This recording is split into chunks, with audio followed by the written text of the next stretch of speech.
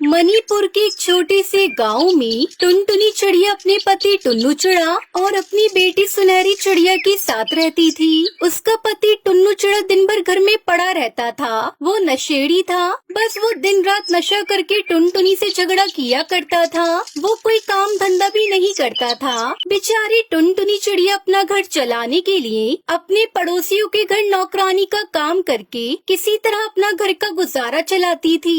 वो अपनी बेटी को एक अच्छा जीवन देना चाहती थी, लेकिन गरीबी के आगे वो बहुत मजबूर थी। एक दिन टुन्नू चिड़ा नशे में अपनी पत्नी से पैसे मांगने लगता है।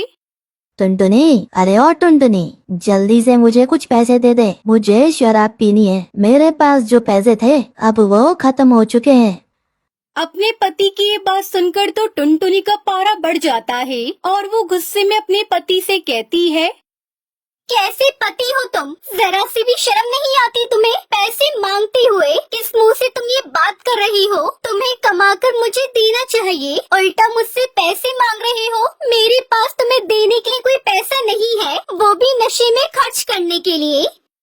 टुनटुनी की कड़वी बातें सुनकर टुन्नू चिड़ा गुस्से से तिलमिला जाता है और टुनटुनी के पंख पकड़ते हुए कहता है, तेरी इतनी जरूरत? तू मुझसे जुबान लड़ाती है। जितना कहा है बस उतना कर। मेरे सर पर नाचने की कोशिश मत कर। चल जल्दी से मुझे पैसे दे दे, वरना मैं तेरा वो हाल करूँगा कि तू जिंदगी भर याद रखेगी। इसलिए मुझे मजबूर मत कर कि मैं भूल जाऊँ कि तू मेरी पत्नी है। समझी? चल ला पैसे दे।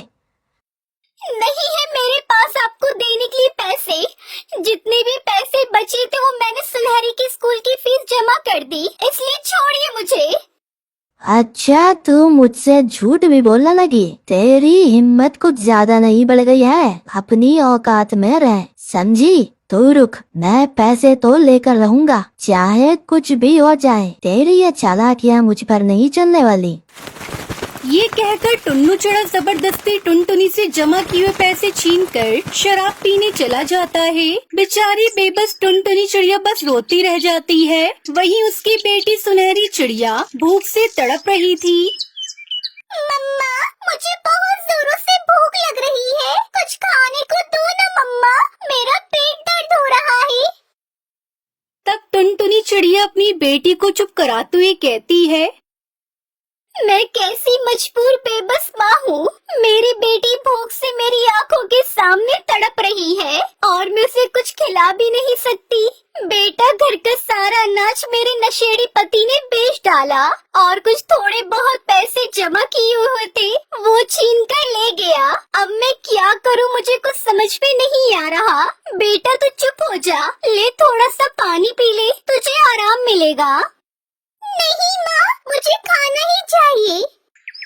सुनहरी चिड़िया लगातार रोई जा रही थी। उसे जोरों की भूख लगी थी। तभी उसका पिता टुन्नू चिड़ा नशा करके वापस आ जाता है और अपनी बेटी सुनहरी को रोता हुआ देखकर गुस्से में कहता है, अरे ओ टुनटुनी, अपनी इस मनहूस बेटी को चुप करा दे। इसकी आवाज मेरे कानों में चुभ रही है, नहीं तो मैं इसे भी मार डालूंगा। मुझे इसका रोना जरा भी अच्छा नहीं लग रहा। जल्दी चुप करा इसे।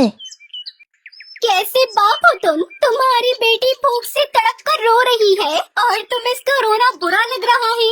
वो बेचारी तुम्हें रोज याद करती है और तुम यहाँ खड़े खड़े बकवास कर रहे हो। जरा तो शर्म करो टुन्नू।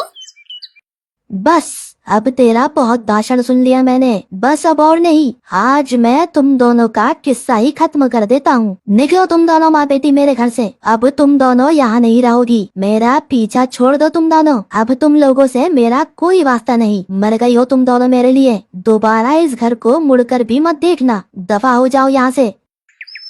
बेचारी टुनटुनी मिन्नतें करती रही, लेकिन टुन्नू चिड़ा अपनी पत्नी और बेटी को घर से बाहर निकाल देता है। तभी अचानक बहुत तेज बारिश होने लगती है। बेचारी टुनटुनी बारिश में भीगती हुई अपनी बेटी सुनहरी के साथ नई आशियाने की तलाश में चल देती है। अब वो जंगल में रहना भी नहीं चाहती थी। चलते चलते वो दूसरे जंगल में पहुंचती है। वहाँ सभी पक्षियों के घर मिट्टी के बने हुए थे।